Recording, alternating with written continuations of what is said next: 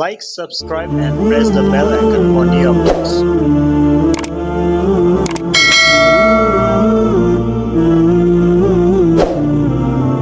نحمده ونصلي ونسلم على رسوله الكريم اما بعد فاعوذ بالله من الشيطان الرجيم بسم الله الرحمن الرحيم افغير الله يبتغي حكما وهو الذي انزل اليكم الكتاب مفصلا والذين آتيناهم الكتاب يعلمون أنه منزل من ربك بالحق فلا تكونن من الممترين وتمت كلمة ربك صدقا وعدلا لا مبدل لكلماته وهو السميع العليم وإن تطع أكثر من في الأرض يضلوك عن سبيل الله إن يتبعون إلا الظن وإن هم إلا يخرصون إن ربك هو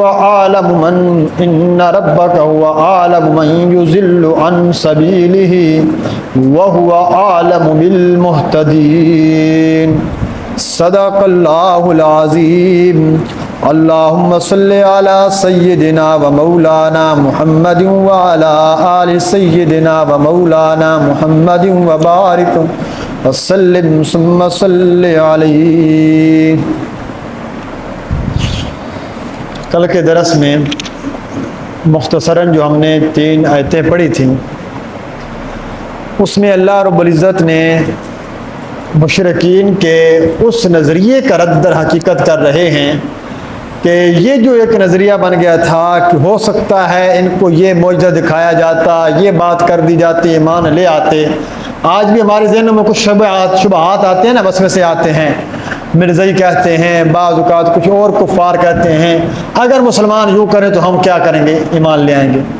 حالانکہ حقیقت میں ایسا جس نے ایمان لانا ہے وہ بغیر کرے شرائط کے کیا لے آتا ہے، ایمان لے آتا ہے۔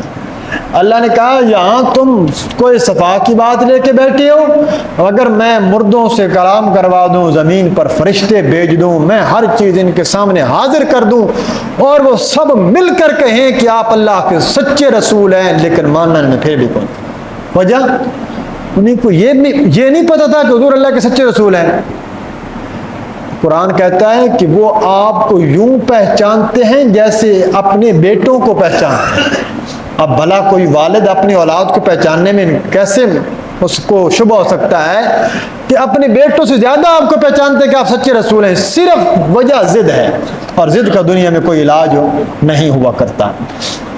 تو یہاں آج کے ہمارے جو سبق میں اس میں اللہ رب العزت قرآن مجید کی کچھ صفات کا ذکر کر رہے ہیں۔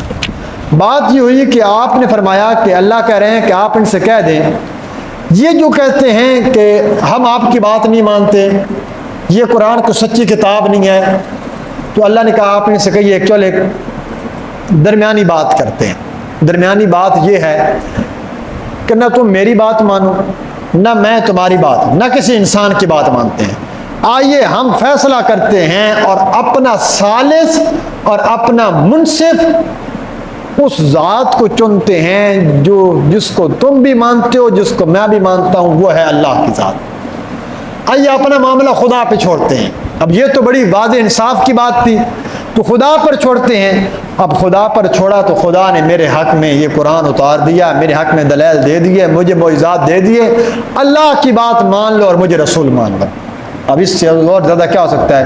لیکن انہوں نے مانا پھر بھی کون؟ تو یہاں پر اس بات کو ایک ذکر کریں گے۔ دوسرا قرآن مجید کی کچھ یہاں اللہ نے صفات ذکر کی۔ پہلی صفت یہ ہے کہ ہم نے اس قرآن کو مفصلاً بڑا تفصیلی بیان کیا۔ دیکھیں نا 30 پارے ہیں، 6000 سے زیادہ آیات ہیں، 500 سے زیادہ رکوعات ہیں۔ اب یہ سارے کے سارے کس لیے؟ امام شافعی رحمۃ اللہ علیہ کا فرمان ہے کہ میرے اندازے کے مطابق اگر اللہ صرف ایک سورت اتار دیتا نا، ایک سورت بھی، ماننے والے کے لیے وہ بھی کافی تھی۔ تو اللہ نے کتنا بڑا قرآن ہے۔ وہ سورت کون سی ہے؟ سورۃ العصر، کہ والعصر ان الانسان لفی خسر الا الذین آمنوا وعملوا الصالحات وتواصوا بالحق وتواصوا بالصبر۔ سارے انسان خسارے میں مگر وہ جو ایمان لائے، نیک عمل کیے، صبر کی تلقین کی، حق بات کی تلقین کی، وہ کامیاب۔ وہ کہتے ہیں، وہ فرماتے تھے کہ یہ ایک صورت انسان کی ہدایت کے لیے کافی اگر دل میں انابت ہو، اگر دل میں انابت نہیں تو پھر اب پورا قرآن بندے کے لیے کافی نہیں ہو سکتا۔ قرآن نے کتنی جگہ چیلنج دیا، اس جیسی کتاب لے آؤ، اس جیسی کتاب نہیں لاتے، اس جیسی 10 صورتیں لے کر آؤ، 10 صورتیں نہیں لاتے، اس جیسی کوئی ایک صورت لے کر آؤ، اور کوئی ایک آیت تو پیش کر دو۔ آج تک قرآن کا یہ چیلنج کوئی بندہ قبول کرنے کے باوجود پیش نہ کر سکا کہ واقعہ میں قرآن جیسی کوئی کتاب کیا ایک آیت نہیں بنا سکتے۔ تو یہ تو قرآن کا معجزہ ہے۔ دوسرا فرمایا کہ یہ اللہ نے اتاری ہے، آپ شک نہ کریں۔ حالانکہ حضور علیہ السلام نے کبھی شک نہیں کیا۔ کیا مطلب؟ یعنی امت کو کہا جا رہا ہے کہ کبھی آپ کے ذہن میں یہ بات نہ آئے کہ ہو سکتا ہے، ابھی بھی کچھ لوگ ہیں وہ اترا جی ہم کیسے کہہ سکتے ہیں جی یہ کتاب وہی ہے جو آسمانوں سے اتری تھی، اتنے 100 سال ہو گئے ہیں، حضور کے زمانے میں پتھروں پہ لکھی، پھر بعد میں جمع ہوئی۔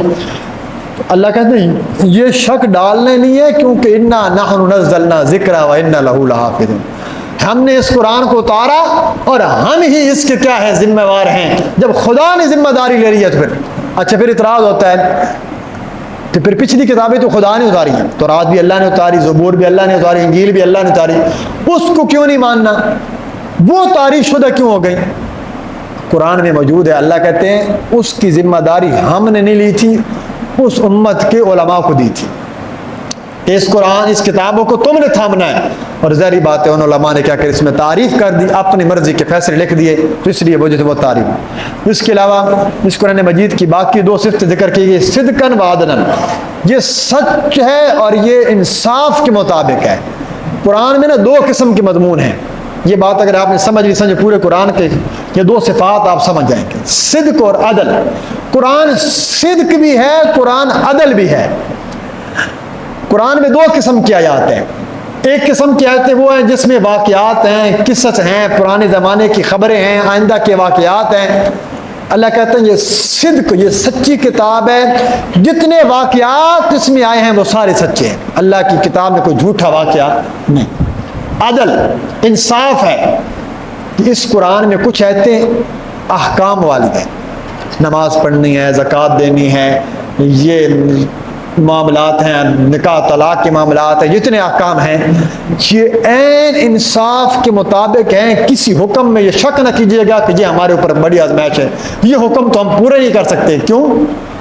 سورۃ البقرہ کی آخری آیتیں ہر مومن کے سینے میں ہونی چاہیے، نہیں تو یاد ہے، جس کو نہیں یاد کرنی چاہیے آمن رسول والی۔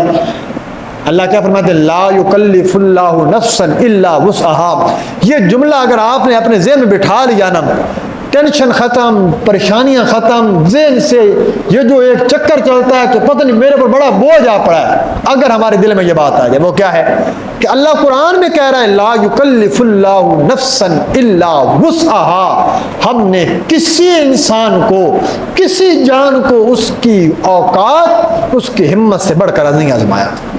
ہم اتنا بوجھ ڈالتے نہیں ہیں۔ جو خدا ماؤں سے زیادہ محبت کرتا ہے، ہمارے ہاں ایک جملہ مشہور ہوتا ہے 70 ماں سے زیادہ۔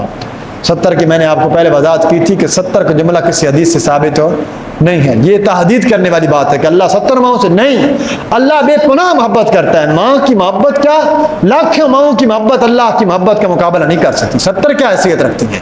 خدا تو اتنا زیادہ محبت کرتا ہے، تو اس وجہ سے وہ حدیث میرے ذہن میں آگے ترجمہ کرتے ہیں۔ آپ حضرت عائشہ صدیقہ کے پاس وہ عورت آئی نا، اس کے ساتھ 2 بچیاں تھیں یتیم، باپ ان کا فوت ہو چکا تھا، آ کر کوئی چیز مانگی جیسے ہمارے یہاں آ جاتی ہیں، تو امی عائشہ صدیقہ گئیں، وہ ایک چھوٹی سی تھیلی رکھی جس میں کچھ کھجوریں تھیں، آپ نے نا 3 کھجوریں دی۔ 2 بیٹیاں تھیں، ایک ماں تھی، ایک بچی کو، ایک دوسری، ایک اس کی ماں کو۔ تو بچیوں نے جلدی جلدی بھوکی تھی، آپ نے کھجور کھا لی، ماں نے دیکھا نا بیٹیوں نے کھجور کھا لیا، تو وہ اپنے والی کھجور بھی 2 ٹکڑے کر کے اپنے بچیوں کو دے دی۔ پھر امی عائشہ نے پھر ایک کھجور نکال کر دی، لیکن بعد میں حضور آئے نا تو آپ نے یہ واقعہ سنایا امی جان نے کہ یہ معاملہ، آپ نے فرمایا عائشہ تو اس ماں کی ممتا پر حیران ہو رہی ہے، یہ ہے چیز ایسی ہے، ماں کی ممتا ہوتی ایسی ہے، تو اس رب کا آپ کیسے گمان نہیں کر سکتی؟ یہ تو کچھ بھی نہیں ہے، رب العالمین ان ماؤں سے کئی زیادہ اپنے بندے سے محبت کرتا ہے۔ تو تو اللہ کی ذات انسان سے بڑی محبت کرتی ہے. کبھی اگر میرے اوپر کوئی آزمائش آئی ہے تو سمجھیے گا کافر کے حق میں وہ مصیبت ہوتی ہے اور مومن کے حق میں وہ کیا ہوتا کرتی ہے, آزمائش ہوا کرتی ہے. آزمائش کو آزمائش سمجھا کریں, مصیبت نہ بنایا کریں, بلکہ مصیبت تو گناہ گار بندے کے لیے ہوا کرتی ہے.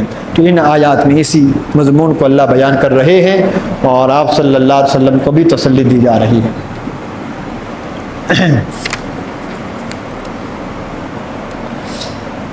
فرمایا افغیر اللہ ابتغی حکما وہو الذی انزل الیکم الکتاب مفصلا, سو کیا اب اللہ کے سوا کسی اور کو منصف بنا لوں میں. افغیر اللہ, کیا اللہ کو چھوڑ کر ابتغی میں تلاش کر لوں, میں چاہ لوں, میں بنا لوں حکمن کسی اور کو منصف. وَهُوَ الَّذِي أَنزَلَ إِلَيْكُمُ الْكِتَابَ مُفَصَّلًا, حالانکہ اللہ وہ ذات ہے انزل الیکم الکتاب, جس نے نازل کی ہے تمہاری طرف کتاب مفصلا, جس کے مضمون بڑے تفصیلی ہیں. اللہ نے اس کتاب میں بڑی واضح نشانیاں موجود کر دی ہیں, بڑے واضح احکامات ذکر کر دیے ہیں. والذین آتیناہم الکتاب یعلمون انہ منزل من ربک بالحق. والذین, اور وہ لوگ آتیناہم الکتاب, کہ جن کو ہم نے دی تھی الکتاب, کتاب تورات دی تھی, انجیل دی تھی, وہ لوگ جو اہل کتاب ہیں, یعلمون, وہ اچھی طرح جانتے ہیں, انہ منزل من ربک بالحق, کہ یہ قرآن, یہ کتاب منزل, نازل شدہ ہے, من ربک, تمہارے پروردگار کی طرف سے, بالحق, ٹھیک ٹھیک. وہ کتاب یہودی بھی جانتے ہیں, عیسائی بھی جانتے ہیں کہ اللہ کی کتاب قرآن مجید خدا نے اتاری ہے, کسی انسان کی طرف سے نازل نہیں ہوئی. فلا تکونن من الممترین, پس آپ مت ہو جائیے شک کرنے والوں میں سے, مت ہو جائیے, اس میں شک مت کیجیے گا. اللہ کے محبوب پیغمبر کبھی شک نہیں کیا کرتے, امت کو تعلیم دی جا رہی ہے. اگر اہل کتاب تمہارے دلوں میں شک ڈالیں, وسوسہ ڈال دیں کہ یہ کیسی کتاب ہے, اس میں یہ تعارض ہے, اس میں یہ بات ہے, فرمایا شک میں نہیں پڑنا, یہ بھی اچھی طرح جانتے کہ اللہ کی کتاب ہے. قرآن مجید کا اگلا وصف یہ ہے وَتَمَّتْ كَلِمَةُ رَبِّكَ, وَتَمَّتْ كَلِمَةُ رَبِّكَ, اور تیرے رب کی طرف سے یہ بات کامل ہے, تمت مکمل ہو چکی ہے, صدقم و عدلا, کہ یہ کتاب سچی ہے, یہ کتاب انصاف والی ہے, سچی ہے, پچھلے واقعات جو اس میں ذکر ہیں اس کی تصدیق کرتی ہے, عدلاً, انصاف والی ہے, کہ جتنے بھی احکامات ہیں ان احکامات کو اس کے مطابق ہیں, انصاف کے مطابق ہیں, سچی ہے کہ تمام عقائد جو اس میں بیان ہوئے وہ ٹھیک ہیں, عدلاً, انصاف والی ہے کہ تمام اعمال برابر ہیں انسان کے ذمے. لا مبدل لکلماتہ, نہیں تبدیل کرنے والا کوئی بندہ بھی اس کی کلمات کو, نہ آج تک کوئی تبدیل کر سکا, نہ قیامت تک تبدیل کرے گا. وَهُوَ السَّمِيعُ الْعَلِيمُ, اور اللہ ہی وہ ذات ہے جو سننے والی ہے ہر بندے کی پکار کو, ہر چیز کی پکار کو. العلیم, جو جاننے والے ہیں ہر قسم کی بات کو. اللہ کے مقابلے میں جو بندہ بھی کسی غیر کو بلاتا ہے وہ اس کی پکار سن نہیں سکتا, وہ اس کے حالات سے واقف نہیں. اللہ کہتے ہیں میرے بندے ان کو چھوڑ کر مجھے پکار, میں وہ ذات ہوں جو تمہاری پکاروں کو سنتا بھی ہوں, میں وہ ذات ہوں جو تمہارے حالات سے واقف بھی ہوں. کس کو کس چیز کی ضرورت ہے وہ اللہ ہی جانتے ہیں. وَإِن تُطِعْ أَكْثَرَ مَنْ فِي الْأَرْضِ, اور اگر آپ اطاعت کریں گے, اگر آپ کا ہاں مانیں گے, اگر آپ پیچھے چلیں گے, اکثر من فی الارض, اکثر ان لوگوں کی جو زمین کے اندر موجود ہیں, جو زمین پر چلتے ہیں, زمین کے اوپر موجود ہیں, اگر آپ ان کی یہ باتوں میں مانیں گے, یضلوک عن سبیل اللہ, وہ گمراہ کر دیں گے آپ کو, ہٹا دیں گے آپ کو, عن سبیل اللہ, اللہ کے راستے سے. یتبعون الا الظن, نہیں وہ پیروی کر رہے رہے، نہیں وہ اتباع کر رہے الا الظن، مگر بے بنیاد گمان کی جو ان کے ذہنوں کے اندر موجود ہے، وَإِنْهُمْ إِلَّا يَخْرُصُونَ، اور نہیں ہیں وہ لوگ مگر اٹکل اور اندازے لگا رہے ہیں، اپنے طور پر اندازے لگا کر کوئی بات کر دیتے ہیں، آپ نے ان کی بات نہیں ماننی۔ یہاں ایک بات جی، قرآن کہتا ہے آپ نے اکثر لوگوں کی بات نہیں مانی۔ میں نے آپ کو پہلے بھی ایک بات سناتا رہتا ہوں کہ حضرت عمر رضی اللہ تعالیٰ عنہ مسجد آئے نا، تو بندے کو دیکھا دعا مانگ رہا ہے، دعا مانگتے مانگتے وہ کہتا ہے اللہ مجھے اپنے قلیل بندوں میں شامل کر لے، اللہ مجھے اپنے قلیل بندوں میں شامل کر لے۔ حضرت عمر آئے اور حیران ہے، یہ تو کیسی دعا مانگ رہا ہے کہ مجھے اپنے تھوڑے بندوں میں شامل کر لے، تھوڑے بندوں میں؟ اس نے کہا امیر المومنین آپ نے قرآن پڑھا ہے، اللہ قرآن میں جگہ جگہ کہتا ہے اکثر لوگ علم نہیں رکھتے، اکثر لوگ جاہل ہیں، اکثر لوگ ظالم ہیں، اکثر لوگ شریعت کے مخالف ہیں، اکثر لوگ جہنم میں جائیں گے۔ تو میں نے یہ نتیجہ نکالا کہ چونکہ اکثر لوگ یہ کام ہیں، تو میں اللہ سے دعا کر رہا ہوں اللہ وہ جو تیرے تھوڑے لوگ ہیں، وہ جو تیرے تھوڑے بندے ہیں جو تیرے فرما بردار ہیں، جو تیرے حکموں کے مطابق زندگی گزارتے ہیں، مجھے بھی انہی تھوڑے بندوں میں شامل کر دیں۔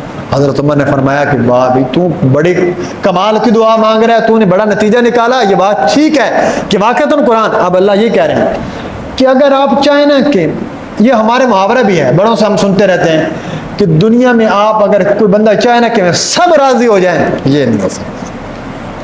کہ آپ یہ کہیں نا مثلاً آپ نے شادی کرنی ہے اور آپ نے کوئی بات آپ کہیں کہ سب لوگ مجھ سے راضی ہو جائیں، کبھی بھی نہیں ہو سکتا۔ آپ 100 کھانا بنا دیں، جتنی مرضی آپ اس میں پیسہ لگا دیں، باتیں کرنے والے باتیں کریں گے، ناراض ہونے والے ناراض ہوں گے۔ اللہ کہتے ہیں اسی طرح دین کے معاملے میں دیکھا کرو، لوگ کہتے ہیں بادشاہ اگر یہ بات کر دی نا تو آپ کے خلاف دنیا اکٹھی ہو جائے گی۔ حضرت زید کی جو بیوی تھی حضرت زینب، حضور علیہ السلام کی جو پھوپھی ذات تھی، ان سے اللہ کے نبی نے جب نکاح کیا تھا، خدا نے رسم توڑوائی تھی، کون مخالف ہوا تھا؟ پورے حجاز کے اندر طوفان اٹھ گیا تھا، یہ کیسا پیغمبر ہے اپنی بیٹی کی بیوی سے نکاح کر لیا؟ اللہ تو چاہتے یہی تھے کہ میں یہ مسئلہ واضح کروں کہ یہ حرام ہے صرف حقیقی بیٹے کی بیوی سے، نہ کہ منہ بولے بیٹے کی بیوی سے، نہ تو نکاح حرام ہے اور نہ ہی اس سے کوئی ممانعت ہے۔ اللہ نے رسم توڑوائی، لیکن رسم توڑنے پر کیا مچا؟ طوفان مچا۔ آج لوگ کہہ دیں کہ اگر آپ نے کوئی ایسا مسئلہ کر دیا ہے، ہاں کسی کو گالی دینا، کسی کو نام لینا، یہ تو ہم بھی اچھا نہیں، لیکن اگر انسان مناسب انداز میں کوئی مسئلہ پیش کر دے اور اس مسئلے پر اگر لوگ کہیں کہ یہ تو آپ نے بڑی غلط بات کر دی، لوگ اس کی مخالفت کر رہے ہیں، تو قرآن کہتا ہے آپ نے ان کی مخالفت کا اعتبار نہیں۔ اگر آپ اکثر لوگوں کی پیروی میں چلیں گے نا تو پھر کیا ہو جائیں گے؟ گمراہ ہو جائیں گے۔ تو گمراہی تو کرے گی، کیونکہ لوگ اکثر ضروری نہیں ہے کہ جہاں رش دیکھو، رش تو مداری کے پاس بھی بڑا ہوتا ہے، رش تو سرکس میں بھی بڑا ہوتا ہے، نہیں رش بات نہیں ہے، دیکھنا یہ ہے کہ صحیح بات کس کی ہے، جس کی صحیح بات ہے اس کو قبول کرو۔ آخر میں اللہ تو یہ فرما رہے ہیں ان ربک هو اعلم من یضل عن سبیلہ، ان کی بات نہیں ماننی، یہ گمراہ کریں گے۔ اب اللہ کہتے ہیں بے شک تمہارا پروردگار جو ہے نا، ہوا عالم، وہ خوب جانتا ہے، من یضل کہ اس بندے کو یضل عن سبیلہ جو اللہ کے راستے سے کیا ہو گیا ہے؟ بہک گیا ہے، بھٹک گیا ہے، صراط مستقیم سے ہٹ گیا ہے۔ وَهُوَ عَالَمُ بِالْمُهْتَدِينَ، اور وہ خوب جانتا ہے بالمہتدین، ان لوگوں کو جو ہدایت کے اوپر ہیں۔ اللہ ہدایت والوں کو بھی جانتا ہے، اللہ گمراہ لوگوں کو بھی جانتا ہے۔ تو اللہ آپ کو کہتا ہے اکثر نہیں دیکھنا، کثرت نہیں دیکھنی، بات یہ دیکھنی ہے کہ حق بات کون سی ہے، ٹھیک بات کون سی ہے۔ ٹھیک بات وہی ہے جو آپ کو قرآن کے مطابق کوئی بندہ بتائے، ٹھیک بات وہی ہے جو آپ کو صحیح شریعت کے مطابق مسئلہ ملے، اس پر عمل کیجئے، جو شریعت کے خلاف اس کو چھوڑ دیجئے۔ اللہ کریم سے دعا اللہ میں صحیح معنوں میں قرآن و سنت پر عمل کی توفیق نصیب فرمائے۔